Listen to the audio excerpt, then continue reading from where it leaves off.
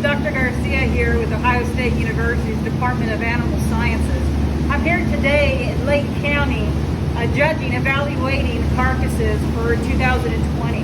And so today what I'm going to do is talk about what I look for in each species of pork, beef, lamb, and goat, and explain what it means and why it matters. And then I'm going to finalize with our grand champion and reserve. So here we have the pork carcass. Now, pork carcass, one of the first things we have to ask ourselves is it acceptable in quality?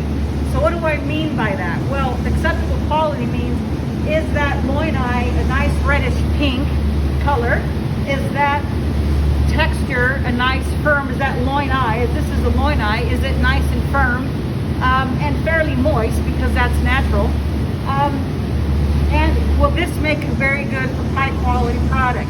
So as you can see here, this is a very nice reddish pink color. It's nice and firm to the touch, and there's just the right amount of moisture. I'll tell you that every single pork carcass that I evaluated today, which were a total of about 27, all pork carcasses were acceptable. So my hard hat goes off to you for doing such a tremendous job with your hogs. So once we pass that step on determining the quality of it, the next thing we'll do is evaluate our loin eye and our back fat. Now, if you notice, we have ribbed the pork carcass between the 10th and 11th rib. Normally what we start with is you find the first rib down at the very bottom, always towards the head first, and then work upwards or work back. And you'll see that these are already accounted for. And all we did was cut through the vertebrae, take a knife and run with the curvature of the rib, and now we've exposed that loin eye. And so here is our loin eye. And so if you notice, there are different types of muscles all along the area. You'll notice that there's this longissimus dorsi muscle. This is my main muscle of interest, known as the loin eye. And then you have the spinalis and the castarum and all these other muscles. Please know that this is the main muscle that we're looking at to evaluate. And so there are two main factors that we'll look at when we're evaluating, actually three. One of them is back fat.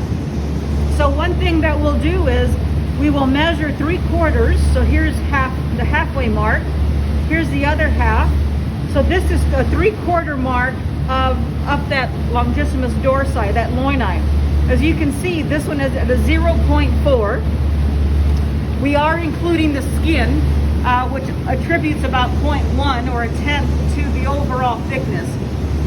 The other thing is that we will look at is the size of that loin eye. This is a loin eye dot grid. This is what we use to measure our loin eyes. Every 20 dots equals 1 square inch. And so what we'll do is we'll easily place that loin eye dot grid on here. And since we already know what's accounted for based on the outlines, so there's 40 dots in here divided by 2.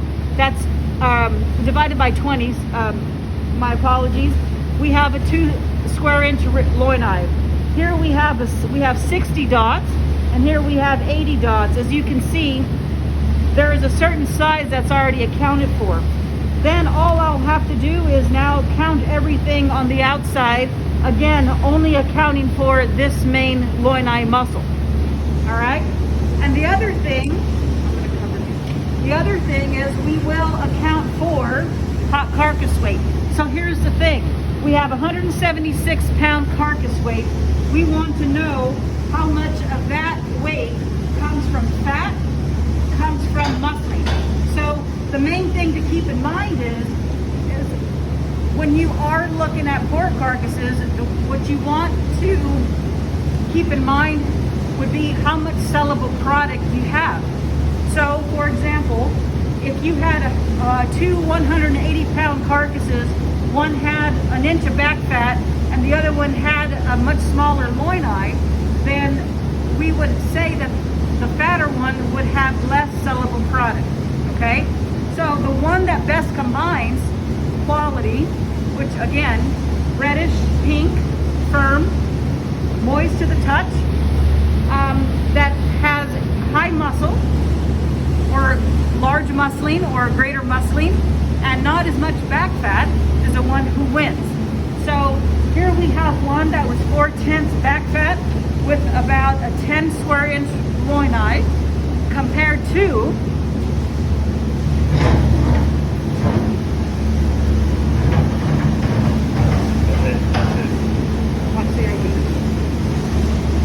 a pork carcass who had an inch and 7/10 of back fat and a 6.7 square inch loin eye. So as you can see,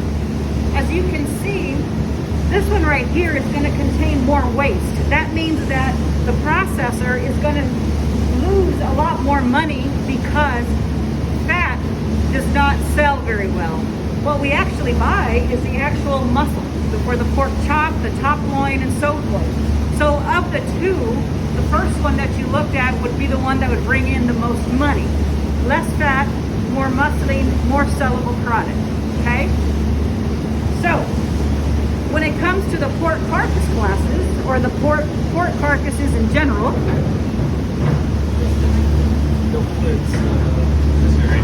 okay.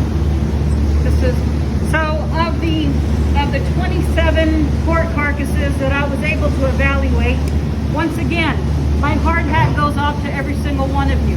The one thing that I'll share is when you get your data, because you will be provided the actual numbers, the factors, the measurements for your carcasses, for your carcass, pay attention to the hot carcass weight, pay attention to the back fat, meaning how fat was your carcass at the loin eye area, and pay attention to how much muscling you had.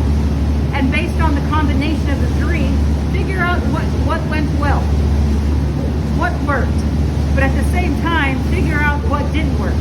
So if you had a pork carcass that was a little bit fatter, I would question how much you're feeding. Not necessarily also just how much, but I would ask you about your diet. Was there a right combination of protein, carbohydrates, and fats? Just like humans, we have to have a nice balanced diet with proteins, carbohydrates, and fats. See what works for us. Applies to mammals as well, such as hogs, cattle, lamb, and goat. All right? So now what I'm going to do next is I'm going to identify the Grand Champion pork carcass and Reserve Grand Champion.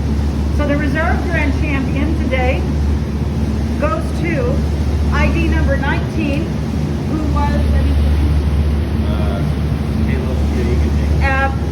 Reserve Grand Champion goes to Caleb Cottrell. So Caleb, good job for being Reserve Grand Champion, buddy. And so the Grand Champion, ID number 88, goes to Sam Lasnik. So Sam, very good job with this. And you'll find that one of the main reasons why this pork carcass won, this was a 176-pound carcass. We want to know how much of that 176 pounds is from fat and muscling. As you can see, there was 4/10 of back fat, not very much back fat, very acceptable, very good, with that large amount of muscling.